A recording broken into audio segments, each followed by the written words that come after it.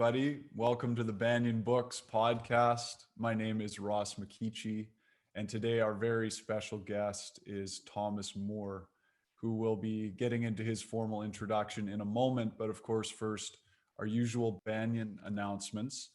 First of all, acknowledging that we have people joining us from all over the world, but the physical location of Banyen Books and Sound is in Kitsilano in Vancouver, which is on the traditional and unceded territory of the Coast Salish peoples. That includes the Musqueam, Squamish, and Tsleil-Waututh nations.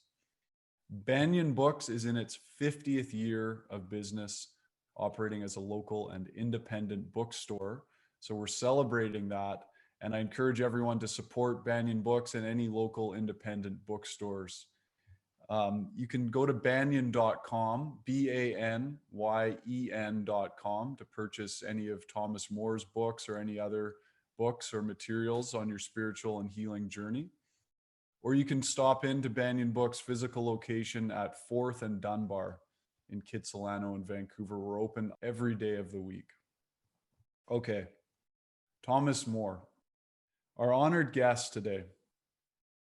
He is the author of the #1 New York Times bestseller, Care of the Soul, which is now a classic in its genre. Thomas has also written 24 other books about bringing soul to personal life and culture, deepening spirituality, humanizing medicine, finding meaningful work, imagining sexuality with soul, and doing religion in a fresh way. Thomas was born in Detroit. At 13, he moved away with his family's blessing to become a Catholic monk. He also studied music composition. Thomas has a PhD in religious studies from Syracuse University and was a university professor for a number of years. As a psychotherapist, his main influences are Carl Jung and James Hillman. In his work, Mr. Moore brings together spirituality, mythology, depth psychology, and the arts, emphasizing the importance of images and imagination. He often travels and lectures on depth spirituality, soulful medicine, and psychotherapy, hoping to help in creating a more soulful society. He has often been on television and radio, most recently appearing on Oprah Winfrey's Super Soul Sunday. Today, he is here in conversation with us about his newest book, which is titled Soul Therapy, The Art and Craft of Caring Conversations. It's a really wonderful book, and I recommend it to everybody. It's fantastic. This book addresses the needs of those providing care to others, which includes therapists, psychiatrists, spiritual directors, and friends or family, sharing his insights for incorporating a spiritual dimension into their work. Says Thomas Moore in the book, "My ultimate goal is to recommend and sketch out a therapeutic way of life for all." So Banyen Books community, please join me in welcoming Thomas Moore. Thomas, thank you so much for joining us. Thank you, Ross. I'm really happy to be with you. So as you said, your ultimate goal is to sketch out and recommend a way to create a more soulful society. And that's really been your life's work, hasn't it? It has. It has from the first work and from Care of the Soul, which has been 30 years now published. I've been trying to find different ways to bring depth, deep value, and imagination to everything we do, every aspect of life and every aspect of our culture. Wonderful. So just for our community who's joining us today, how do you define the term soul? And how is that different from how you define spirit?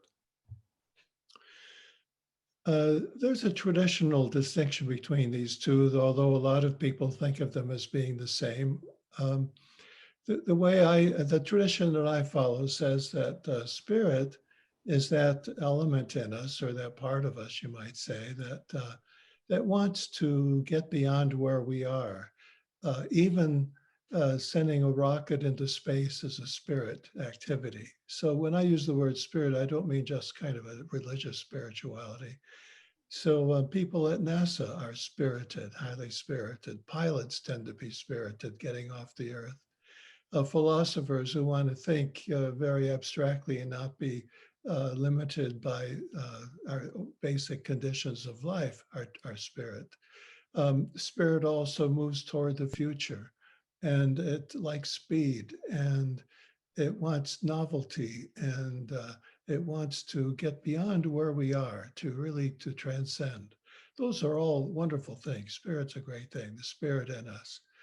And I feel I have a lot of spirit in me, and I speak in favor of spirit a great deal.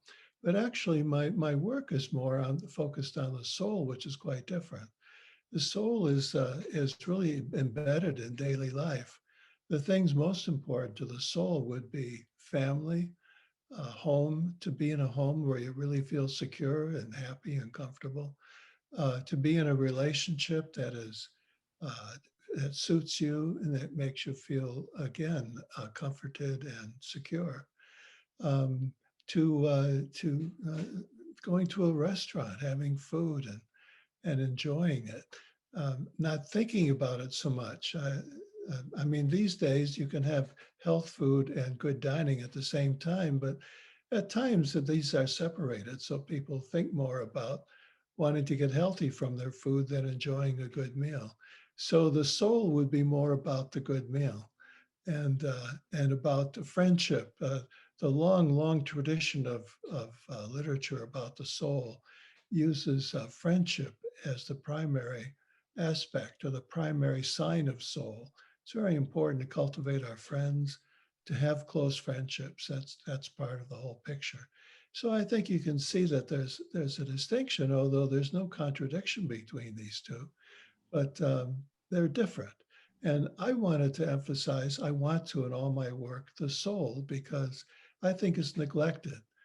My a mentor, James Hillman, used to say that we are a very spirited society. And I think that's largely true. We always want to go into the future and be novel and original. But the soul is interested in the past, the way things were done in the past, and our own personal past. And so it's quite different, but it's very valuable nevertheless.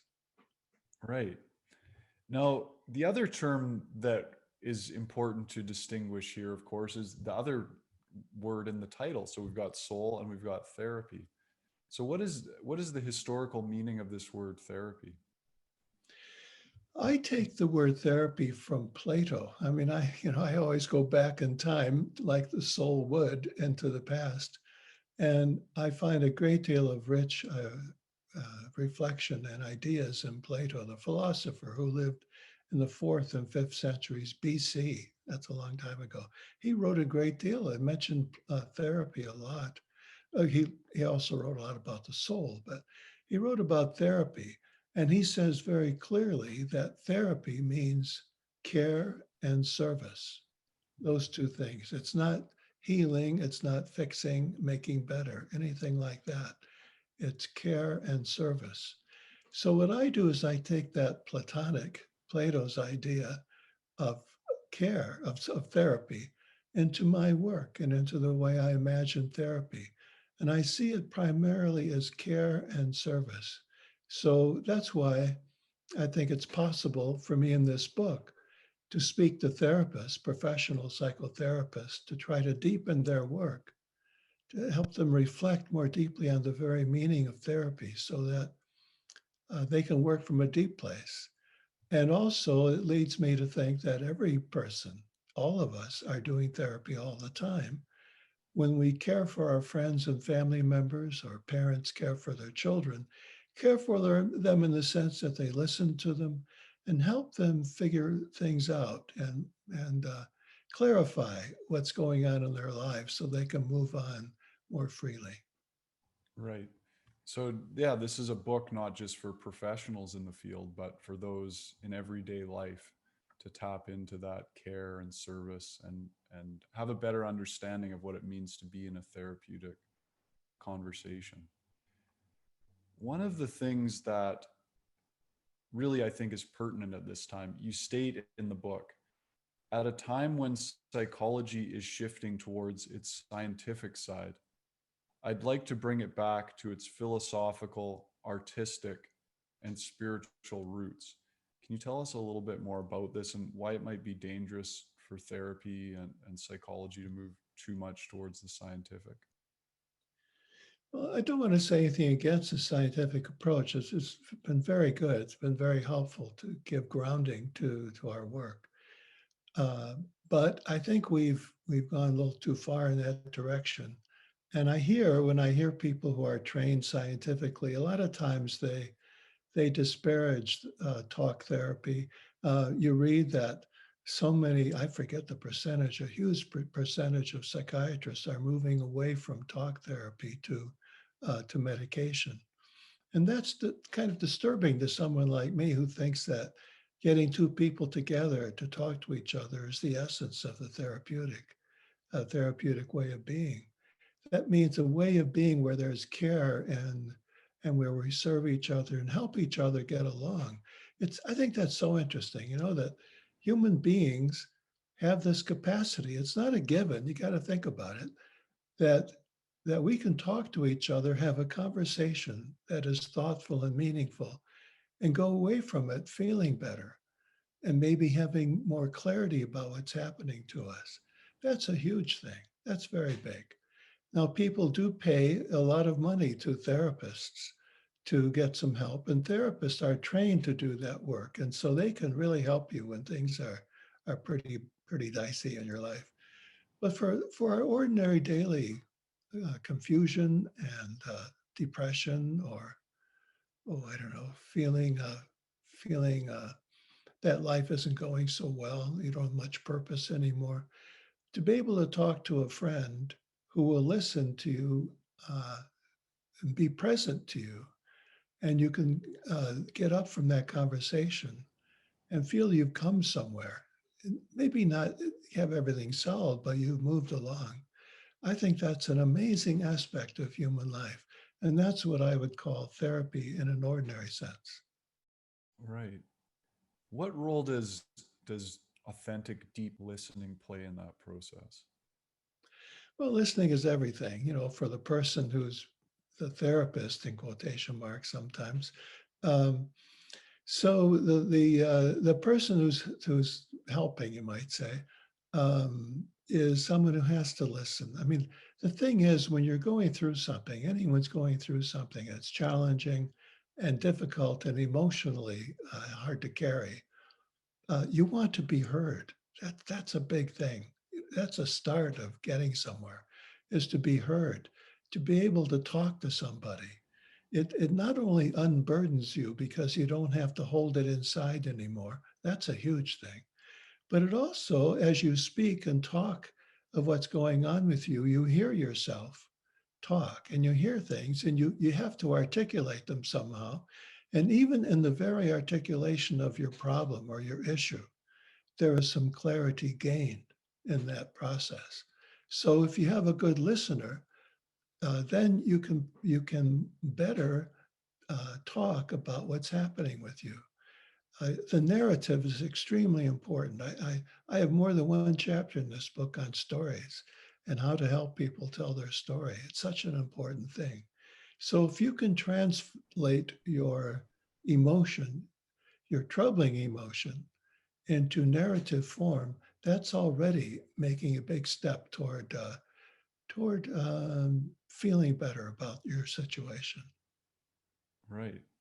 So the therapist is listening to these narratives, and you go into some of the things that the therapist needs to be aware of, and you repeat quite a few times that there's this multi-layered landscape that the therapist needs to be alert to. Can you just comment on a few of the key things that the therapist might need to be watching out for in these conversations? Yes, there are a number of things. I'll start with something positive, and that would be that uh, there are often things being said that the person speaking doesn't know he's saying or she is saying.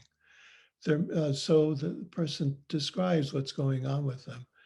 And the friend or the therapist will probably hear things that the speaker is not really intending. You might hear a story within the story, a bigger story. You might hear about, oh yes, this is true of a lot of us. And in fact, I myself have had a similar experience. And I trace it back to my family, and it sounds like you do too, that your family has had a big influence on how you see things and how you act in life. And so maybe telling more stories of your family could be useful. That's one thing that the person might pay attention to. Another is I talk about myth. Some of the great stories in literature or in drama or the great stories, mythology. These stories, you might hear echoes of those great stories in what a person is saying. One of the quotes I have in the book is from Umberto Eco, who's a novelist and uh, kind of a theoretician about language. And he says that uh, every time we tell a story, we tell a story that's been told before. And that's interesting that there's nothing new under the sun. And the stories that we are telling have been told in literature sometimes. For example, not just in the past week, someone said to me, they're trying to describe their depression, and they said, sometimes I feel like Hamlet, thinking about my father too much and feeling depressed and trying to sort it all out. I thought, well, that's really an interesting parallel. I didn't have to come up with that. I usually would. But this person herself thought of Hamlet. And that is what I'm talking about. Sometimes there may be a story here, it's Shakespeare's story, that is suggested in the story you tell about your own life. So a therapist, a professional therapist would be well advised, I'd say, to study literature and know mythology. That would really help them in doing work with people. But the ordinary person too might know things about literature, may have read some, or just heard stories. And if listening to somebody, they hear another bigger story and just refer to it, maybe just briefly. You don't make a big study of it, just take note of that and say, well, yeah, that's a big thing. You must really be somewhat depressed to feel like Hamlet. Or whatever. You'd probably say something more positive than that. But anyway, the reference to another story is very good. Another thing I talk about is the shadow of storytelling. And that is that we romanticize stories a lot and storytelling. We think it's great. And just because a person tells a story, we think that's terrific. But in fact, a person may be telling you a story to avoid letting you know who they are and what they're going through. And I don't mean that in a bad judgmental way. I just mean that we may not be ready to tell the story yet.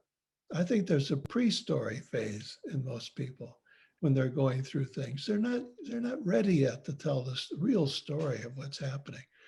But if they can gain trust with somebody and feel okay about talking, eventually the story may come out. And then it may not be a misleading story. There are misleading stories, and whether you're professional or not, it would be a good idea not to be too naive about listening to people's stories. You have to realize you may be taken for a walk around the block there. And you're not really hearing the real story that needs to be told. But then if you eventually do hear the story that is really describes what's going on, that's quite a revelation. And I would say that's a turning point, one of the turning points in the conversations. Now, the first section of the book we've covered. I mean, we're just snapshotting. I wish we could cover everything, but um, the first section you talk about the material, and then the second part of the book you call the vessel. Now, Yeah. can you define for everyone here what you mean by the vessel and the importance of it. I borrow that somewhat from Jung, and people around Jung they talk about vessel a lot, and Hillman did. A vessel, it comes from alchemy. So in alchemy, I probably should say ahead of time, this is a huge topic. I'll only be able to just talk about it briefly, but Jung discovered alchemy as a wonderful set of metaphors for what goes on in the psyche. And he wrote 3 large volumes of his collected works, all entirely based on alchemical imagery.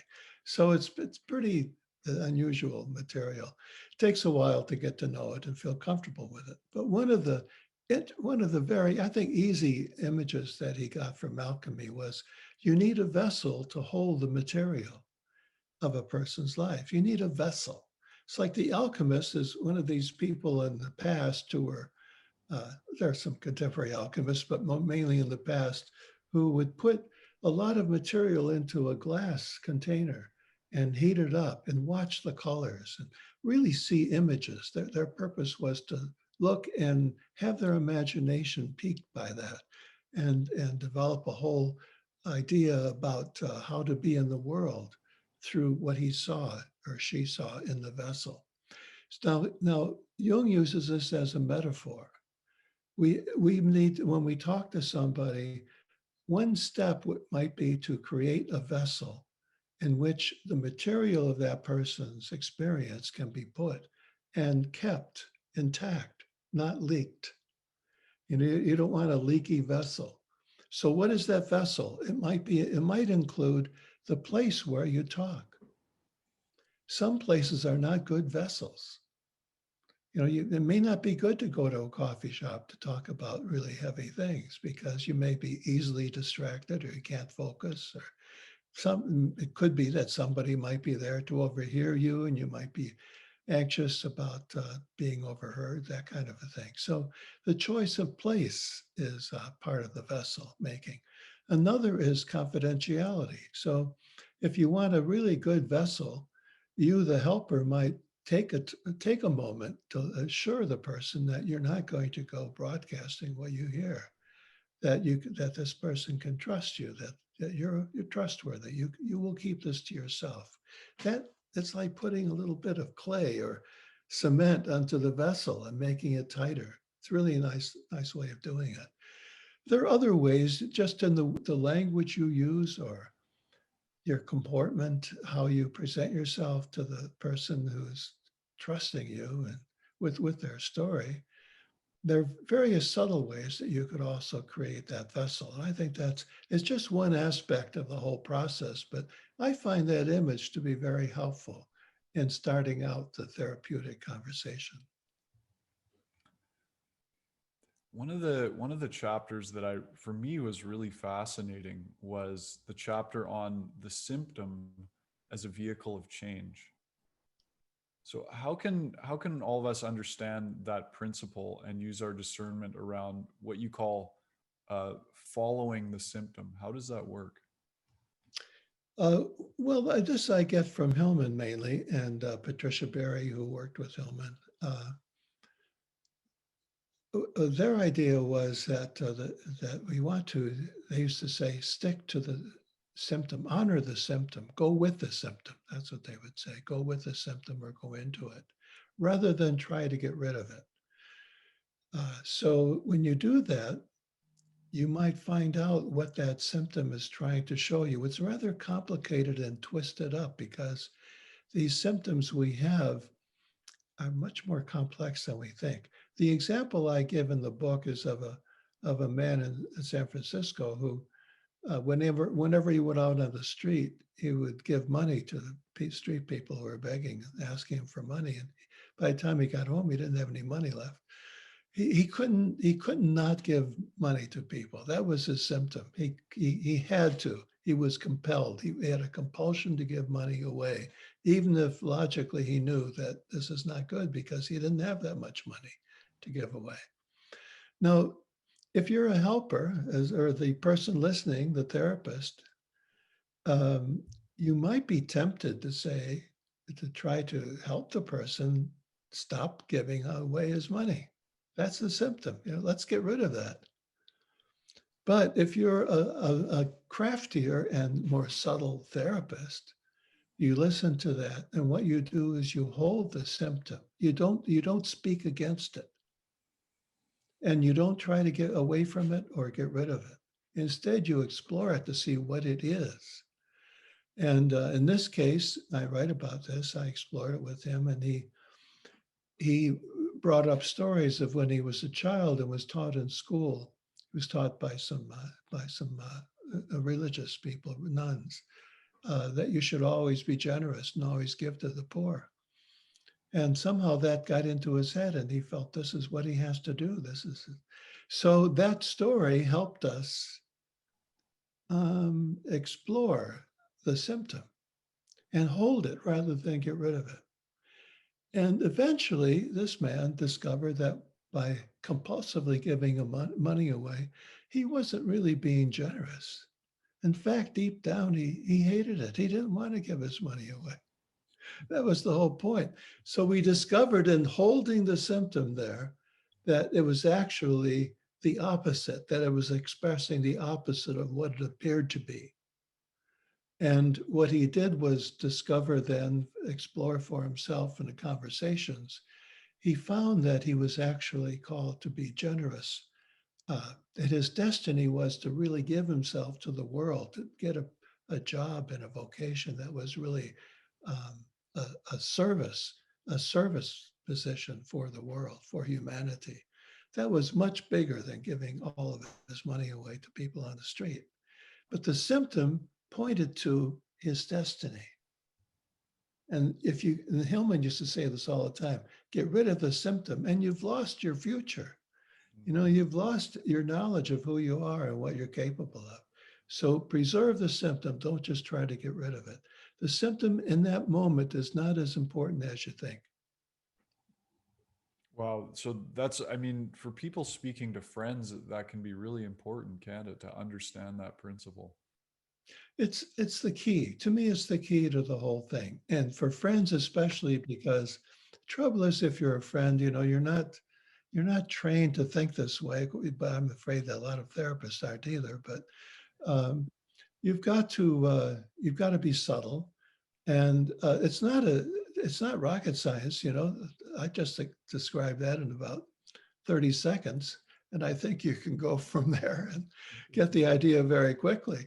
And so when you're talking to somebody, all you have to do is have some awareness of this principle, and you will not just be automatic. That's the trouble with the friend helping a friend or a family member, is that you might just unconsciously or without thinking about it, without having considered it before, just say what comes to your mind. And that's not always the best thing. A lot of people, when they're asked to talk to somebody, all they do is give advice or describe what they would do or what they did in the past. That doesn't help too much. It's like putting your life onto somebody else. So there are things to learn. It's not a lot, but a few things to learn that will help you.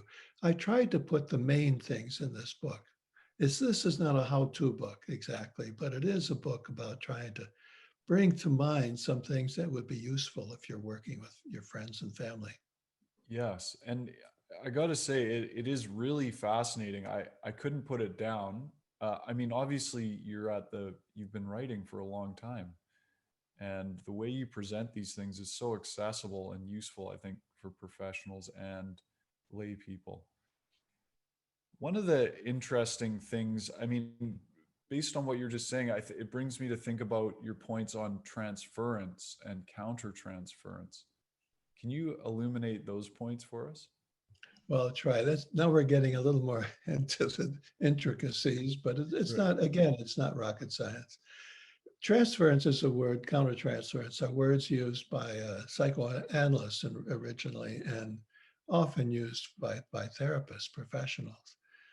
And I'll tell you what it means kind of simply first, that transference simply means, the way most people understand it, it's the transfer, I'll use that word, it's the transfer of patterns of relationship and fantasies about the people, images about people, stories in your mind about them. Like, for example, you might transfer, this is a classic thing. You have a certain way of relating to your parents, your mother and your father, probably separately and differently. And you meet somebody later in life, maybe decades later, and there might be something very simple, very small that reminds you of your parents. And so you begin relating to this person by bringing over, transferring the patterns that you had in childhood to this new person. I think we all know that that kind of thing can happen easily. You just, every day, I think you have transferences. You meet somebody and you relate to them really as though there is somebody else. And if you think about it for a minute, you'll notice that what you're doing, that you're actually bringing over some habits to someone new. And the poor person you just met doesn't know that you're transferring all these things. But I explore it more like as Jung did, which is a little more subtle. And that is, and Hillman as well, of course, that actually we're also transferring when we're children. The original is not as pure as it looks. So what we're transferring more are these figures. I would call them in my work archetypal figures. They're figures that like, let's say, the figure of the father. What is happening, this is the way Jung describes it, is that in childhood, we are meeting the father in a general sense, the archetypal father, in our personal father. And then you grow up and you go to school, and then you meet the father figure in a teacher. So the transfer there, this is kind of a little bit subtle. The transfer is the archetypal image that is moving, not just taking a personal experience of your father and moving it on. That's where my work and the borrowing Jung and Hillman is a little different from the classic way of looking at it. We are transferring the archetypal image, meeting it in other people. So you're saying that some of transference is inherent in the child and some is learned. Is that right? Some of it, yes, I think I'm saying that. Yes, that's right. That's what I'm saying. That that's a good way to put it. So in childhood, we encounter father in a big sense, in our fathers, our personal fathers. Yeah, I think that's pretty clear. You know, we think our fathers are like super people, and we don't really know them as persons too well, but we experience this great father. We all need fathering in our lives, from beginning to end. And we meet figures who give us that fathering. So that's what I'm saying. In childhood, we meet the great fathering source, but we meet it in our father, perhaps in the best of circumstances. We find that really good father. And so when we're older, the whole kit comes with us. Our personal father gets mixed in with this bigger father, and we experience it time after time. As I say, you are probably going to experience transference today sometime. You're going to meet somebody. Somehow you're going to probably find, if not the father figure, some other. It could be it could be, I don't know, it could be the creative artist that you encounter. And that gets transferred to somebody else. So you meet someone and you find out that they're a painter. And right away, you don't even relate to them, who they are. You don't even know who they are, but you now think of them in terms of, through the filter of your own thoughts about what a creative artist is. So you've transferred then to this situation and to this person from somewhere else in your life, in your experience. You've transferred this creative artist figure that you may hate or you may love, and you bring it to this new person. So this is kind of a subtle aspect of talking to people. If you don't know the transference is happening, you can get into a lot of trouble. It's like you make a lot of assumptions that are really not accurate to this person. And the way it's usually described is that a lot of this is unconscious, most of it. So you're talking to someone and something they say maybe, or some way they are, causes a reaction in you. That's the countertransference. you react to their unconscious stuff. And you don't even know you're doing it. And that's why it's so valuable, this whole theory of transference.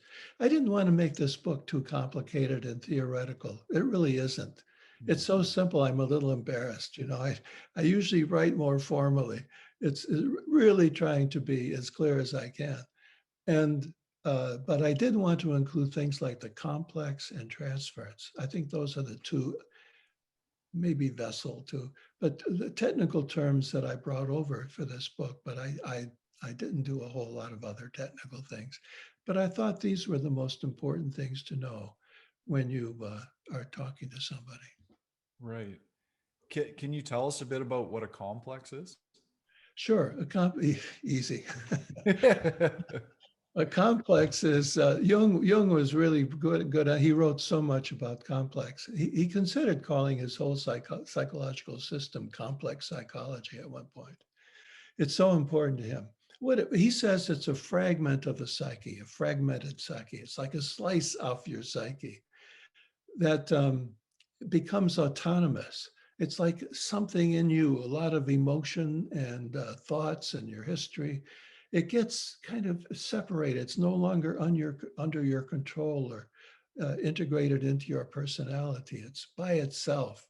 And we feel that. That sounds a little, technical, but actually we feel these things. I think that the one I often talk about, because everyone does, is the inferiority complex.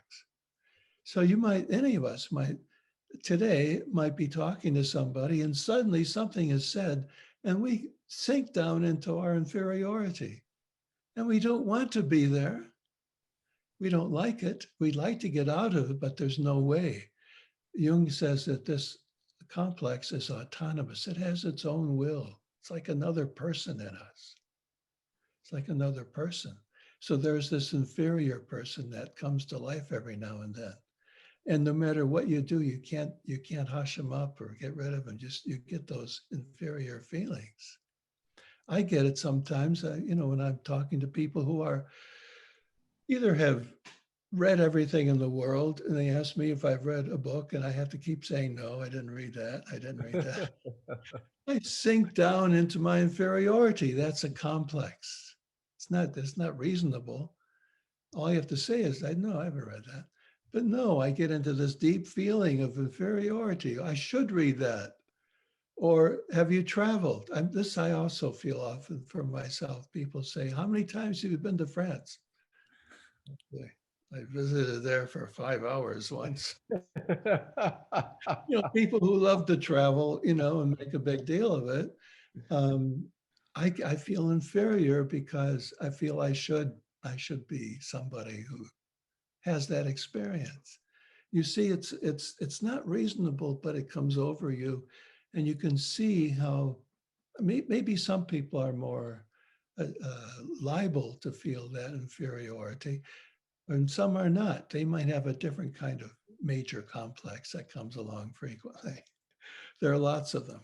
So that's an example of the complex, and a lot of times what bothers people is their complex. Another one that's very frequent that I run into is when people say, I'm not independent enough. I can't speak my mind. I just sit there and I'm quiet when I wish I could just say what I want to say. I want to be strong. I should be stronger, they say. Now that's a situation where I go with the symptom. I go into their weakness and often discover that they don't know how to be weak. And to try to be strong is the wrong direction to go. They're already strong somehow. So anyway, that's the complex. It's a very interesting aspect of Jung psychology. And I bring it up in the book because I think knowing about complexes would help somebody, anyone, help talk to someone about things that were important. Yeah. The second to last section of the book is titled Therapy in the World. Um, and you have this vision you speak of about informal therapy in the world to help create a more soulful world. Can you give us a little bit of an understanding what you mean by informal therapy in the world, or a therapeutic kind of world? I'll try. Okay. I mean several different things, but I'll try with a few of them. So one thing I have in mind is that if you got this idea that that our world is really, we know, don't we? Our world is in trouble. Politically, there are so many big threats coming to our world and we're not dealing with them well. What are we doing? We shout at each other. Politicians shout at each other. People who disagree shout at each other. There's a lot of that going on. That is not therapeutic conversation. So I'm suggesting that we could, if we understood this concept, let's say a politician could realize that this job is really a therapist job, my job. A big part of it. Part of my job is to talk to my constituents in a way that gives them some clarity about their strong feelings, that helps them not be acting out all the time, of being able to articulate what's going on with them more, and then maybe come up with some real solutions and not be so polarized from people who seem to disagree with them. I mean, that's therapeutic. I can see the therapeutic politician or the business leader. I've talked to a lot of people who are leaders in business and perhaps owners of businesses. And a lot of times they're very, very concerned about their employees and the people under them. And they would like to be able to talk to them and help them out. Like they'll tell me, my employee is drinking too much. And I don't know how to talk to him myself. I wish there was some way I could do it. I've been in hospitals where hospital administrators say the same thing. We have a vice president who's really good. He could really help our hospital a lot, but he doesn't know how to deal with people. And I wish I could talk to him in a way that I could tell him that without him getting defensive. That, in other words, in my language, I wish I could talk to him therapeutically. And so, see, I see this everything we do in the world, if we could realize that one of the categories of conversation is therapeutic, not in any highly technical sense. Now I'm going to be play therapist now, or that I'm going to be this person's therapist, and that's nothing like that. It's the adjective or adverb, therapeutically. That's how I'm going to talk. I'm going to talk in a way that brings care and offers some clarity and comfort to the situation. And I think it would be terrific if people in positions all throughout society, if they had this in mind, just take a 2-day course in this, and just get a few ideas about how to be therapeutic. I think it would help a great deal. Do you see this kind of training getting into the schools anytime soon? No, but I wish it would. I don't see that happening. I don't see any movement toward it. There have been attempts to try to do some things like that. I remember once when I was in my 30s, there was a program called Values Clarification I thought was very good at helping young people sort out their values in school, and was used in school sometimes. But a lot of people got upset about it because they think they should teach their values to everybody and not help people clarify their own. So that didn't work, and that's the problem. A good therapist is not telling people how to live. A good therapist is helping the person clarify for themselves and find some ease and comfort within themselves, and to be able to deal with life better. That's what they're doing. They're not telling them how to live based on the therapist's own philosophy of life. It seems like one of the fundamental understandings, and you highlight this in your book, is polarization. This extreme polarization we're seeing in so many parts of society. How can we understand the ill effects of polarization more? Well, it's pretty obvious how bad it is, because it leads toward violence and lack of understanding. In the case of people here in the States, it leads to inefficacy of government. You can't accomplish anything because the one side is trying to prevent the other from doing anything. So that's really a bad scene. It's a bad situation. The thing that I think needs to be explored is how do you deal with polarization? How do you get out of, one of the big questions a lot of people have is, how can I talk to somebody who thinks very differently from me and not increase the polarization? Can I do that? That's a really good question. I think it's possible. It's not easy at all. One way that has come up previously in previous years that I've seen it is where people are on different sides theologically. They have different religious ideas. And that's still going on. But the question was, how can I talk to my family because they disown me because I don't believe what they believe? And I can't even talk to my brother or sister because of this religious difference. What can I do? Well, I think there are ways to ease it's not easy, but to ease the polarization. One is to try to appreciate something in what the other person is saying. There may be something important there. Like, for example, with the religious fundamentalist, I'm not a fundamentalist myself, I'm just the opposite, but I see that fundamentalism is keep preserving something. I understand the anxiety behind it. We're becoming a fully secularized society. I don't think it's good. So I see the fundamentalism as preserving it in some way, and I can appreciate that. Besides, I can dip into myself and find conservative elements in myself. I have to look a bit, but I can find them that help me then not feel quite so divided and separate from the other. But I can't wait for the other person to change. I'm the one that has to be able to work harder, to turn up the activities and be more subtle and see if I can be less polarizing. I think that's the trick. So that's also part of the therapeutic life, because what happens if you're a therapist or if you're a friend helping a friend, and what comes up are some real differences in values? Well, if you really still want to help your friend, you've got to find some way to deal with those where you don't have to, you don't have to surrender to the compulsion to express your values. That's a compulsive thing to do. You don't have to do that. You don't have to let everyone know where you stand. If that's where you are, you're probably not too confident in where you stand, and you have to publicize it all the time. So I would say in that case, you know, people ask me what my philosophy of life is. It is lighten up, lighten up. Don't be so heavy with all these things. Okay, so someone disagrees with you. It's not the end of the world. Try to have a conversation.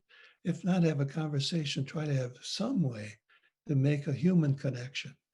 I've talked to people who think you have to find common ground. I always say you can't find common ground most of the time, but you can find your common humanity. You can do things together. You can find a way to be together where you don't have to always be in the argument about the things you disagree on. Wonderful. Thank you. If we can, I'd like to address some of our questions from the audience who's here live.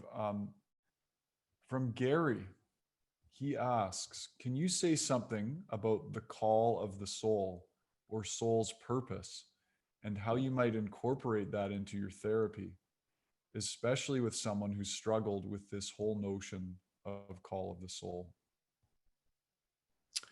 If I understand correctly, if you're talking about what am I destined to be in life, what is my calling in life? You have to understand, first of all, this is so important if you want to be therapist in any form at all, that we each have our own calling. And you have to be able to understand fully that another person is not you. You have your destiny in life, and this other person has a different destiny. I find it very hard to imagine someone being a therapist for someone, speaking therapeutically, if they demand that everyone follow their values and their vision the way they see life. That's not being therapeutic. So calling is really, I think, a real thing. I know people, it's hard to, it's a word I don't use much because some people think it's religious and that I'm called by God or by something outside of life. I wouldn't take it that way, although that's fine if that's how people deal with it. I would rather think of it at least that we feel called, that we are called, that we have a destiny, that you're destined for something. This has really affected my own, I'll talk personally, my own life. I never, ever in my early life thought I'd be writing books about the soul and talking about that. It wasn't even a thought. It never occurred to me. So gradually over time, my destiny has been revealed to me and shown to me. That's not quite finished yet, I think, but so I don't know if there's more to it, but right now it's quite clear what my destiny is. It is to write books about the soul and to talk about it to people and to try to do something for this world we live in, to try to offer some service to this world that way. That's my destiny.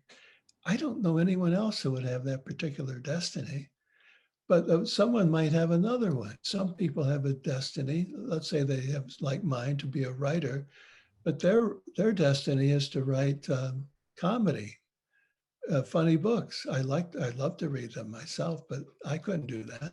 And it's not what I'm called to do, but it's what they are. And so as a thoughtful friend, if they came to me to talk about that, I would be very open to their destiny and try to help them with it. So this, I think, is one of the key issues in talking about calling. The soul, I think, does, in fact, you might say, to give us a call in some way. You read the signs around you. You listen to what people say. I had a professor at Windsor. I was studying at the University of Windsor theology, and he came to me one day and he said, Tom, I think you should get a PhD in religion. And I said to him, I hate religion. I don't want anything to do with it. I was a monk for 13 years. I've paid my dues. I've done it. I want to do something else. And he said, no. He said, you can go, I know a place you can go and study and you'll be very comfortable with it. And he was right. I went and got a PhD in religion, and it's been the best thing I ever did in my life to do that. But that is a calling. It's kind of a calling that I had to listen to this man, this professor. I heard what it was, the way I think of it for myself, given my particular religious background. I feel that people speak like angels. They're speaking like an angel to me, saying, "Go and do this." Now it's time to do this, and I listen that way, and I've done that all my life. And it involves some chaos, but it also involves coming to feeling very good about where I ended up with it. That's great. Thank you. Now, Lindsay asks, regarding the hidden positive value, can you give some hints on what that might be in a person whose focus is on what is missing? This has created constant lack in all areas and lack of life direction. Where is the hidden positive value? Hidden positive value. Do you know what you mean? I believe she's talking about following the symptom and finding the positive in the symptom. So in this case, they're focused on what is missing. It's created a constant sense of Yeah, lack in all areas. yeah, right. Well, when you do this, what I was saying, to pay attention to your symptom, it takes a lot of imagination and patience. You don't get a revelation suddenly, usually, from it. But I think if you use your imagination and talk to friends about it, and so along the line, I think you begin to get some insight. I feel myself that insight is the most valuable thing in the whole world. If you get an insight, it's worth so much. And you might get an insight from talking to someone about this situation if you can talk about it openly and have your mind open to it. And so the way I suggest it would be, if you feel that there's something missing in your life, then what you want to do is not try to fill it in with things. so that you don't feel like you're missing and have a lack, but rather you feel the missing, you feel the lack, you get into that more. And the more you discover the roots of it, or where you've experienced that before, all that kind of thing, not finding answers, but trying to explore all the things all the memories that might go into it, then that helps, that enriches the material of your lack and missing, feeling of missing. And when you do that, you begin to see more what it is, and then you have an opportunity to do something about it. Fantastic. Tracy asks us, here's something that Tracy, just so you know, Thomas does cover this in the book, Soul Therapy. She asks, what are some good things to keep in mind to respect the souls of children and youth for teachers? I want to emphasize listening as a skill. Also talk about our emotions and learning to be skillful at identifying and honoring our emotions. So I do address in this book a little bit anyway. You could write a whole book about each one, but I do address how therapists can speak therapeutically and how teachers can speak therapeutically. I'm very, very careful not to confuse the role of a teacher with therapist. They're not the same. I understand that very, very well. But still, a teacher can speak therapeutically in this deeper, subtler sense to students. And parents can realize that once in a while, when they're talking to their child, they could speak therapeutically, not just trying to train them and tell them how to be and what to do, but maybe help the child clarify what is going on with them and help them feel comfort when they don't sense it around them. And it's so important to them. So I think that, yes, listening to the child is the first thing, isn't it? To really hear what they're saying. But even more than that, to hear beyond it. So a child might very well uh, be saying something, maybe very angry and shouting and screaming and a tantrum or something.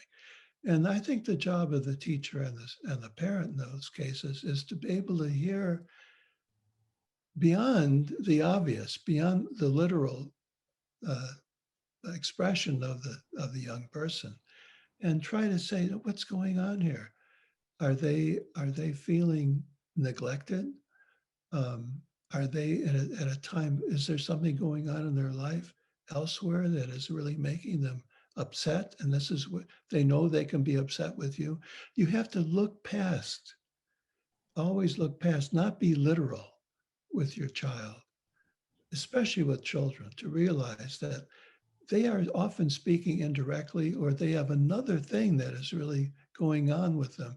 And you have to have the eyes of Superman to be able to see through the literal to the deeper issue that's going on. That I would call therapeutic listening.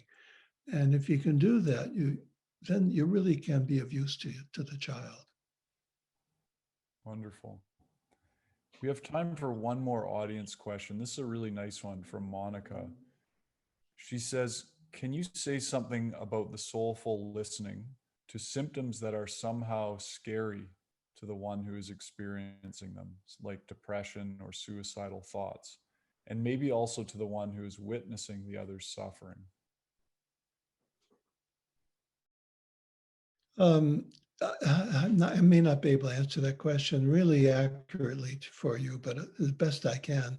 I think that when the conversation is very emotional and where there's a lot at stake, and you're not just relaxed and having an easy conversation with someone, those situations are quite demanding. One thing that, well, there are a lot of things. One thing that I would recommend is be able to look into yourself and find your own calm. You don't want to pick up on the other person's anxiety or emotion.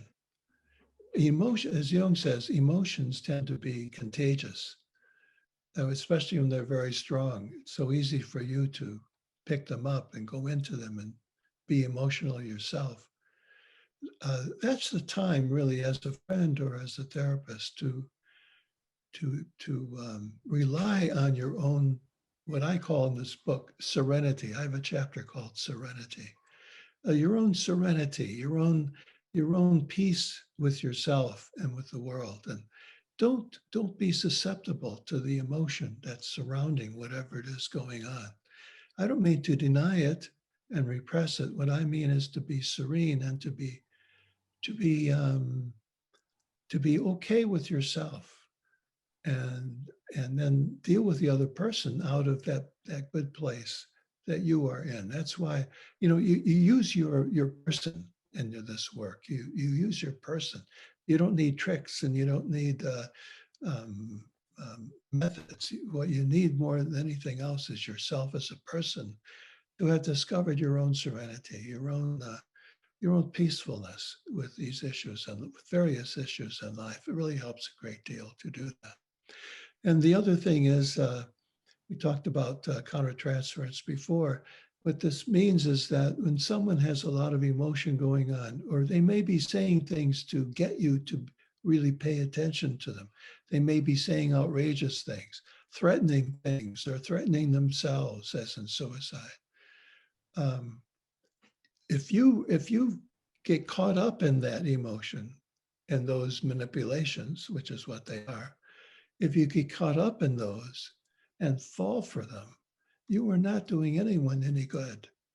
You've got to stay clear of those things, and again, find it within yourself, uh, not to be outside yourself, not to be pulled out of yourself in those situations. That's great. Thank you. Thank you to everyone in the community for sharing your questions. And I'd like to just ask you before we part ways, Thomas, I mean, you've been writing and doing this work for, I think, over 35 years now, haven't you? Um, Probably more, yeah. More, right. And I heard you say in one interview that you really think of yourself as a writer more than anything. I do. I'm wondering what projects you have right now that you're working on. Oh, that's a really good question.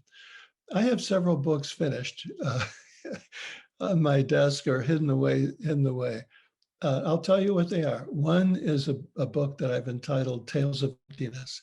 I'm very interested in emptiness in Eastern thought, about how important it is to be not to be overly attached to everything we say. I think it helps me a great deal to that emptiness, where I, even today talking to you, I don't feel like I have to convince anybody of anything. I'm exploring things with you. But you hear people sometimes as though their lives are at stake and they have to make sure you agree with them or understand. It doesn't make, if you get a few thoughts from today, that'd be great. And if you don't, maybe next time. That's empty. So I've written a book called Tales of Emptiness, which is all ready to go, and we'll see what happens.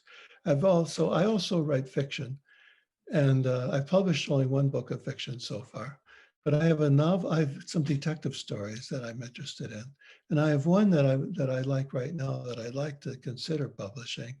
It's called the Portobello Papyrus, and it's about the underlying theme. Even though it's a modern contemporary detective story, the underlying theme is the possibility that Jesus studied um, Buddhism in Egypt, which I think is very interesting. Thought. I'm not totally sold on it, but I think it's very, very interesting possibility. So I explore that theme in this novel.